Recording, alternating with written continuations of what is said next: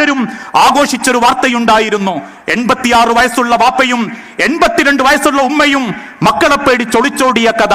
കാരണം അന്വേഷിച്ചെന്ന പത്രക്കാർക്ക് മനസ്സിലായത് അതല്ലെങ്കിൽ ജീവിച്ചിരിക്കുന്ന വാപ്പയെയും ഉമ്മയെയും മക്കൾ വേർപിരിക്കാൻ തീരുമാനിച്ചു.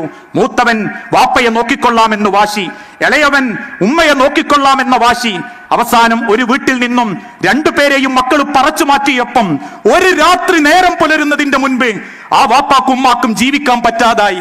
മക്കളറിയാതെ പിറ്റേന്ന് നേരം വെളുത്തപ്പോഴേക്കും ആ ഭാര്യയെ തെരഞ്ഞുപിടിച്ച് കൈപിടിച്ച് ആ വാപ്പ നാടുവിടാൻ ആഗ്രഹിച്ചിട്ടുണ്ടെങ്കിൽ അതാണ് മനുഷ്യരെ പ്രണയം, അതാണ് സ്നേഹം. ആ സ്നേഹമായി ഇസ്ലാം ലോകത്തെ പഠിപ്പിച്ചത്.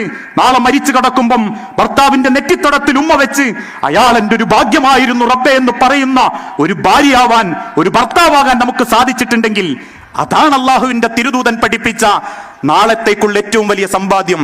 അതിന് ഒരു നല്ല ഭർത്താവാകണം. നല്ലൊരു ഭർത്താവായാൽ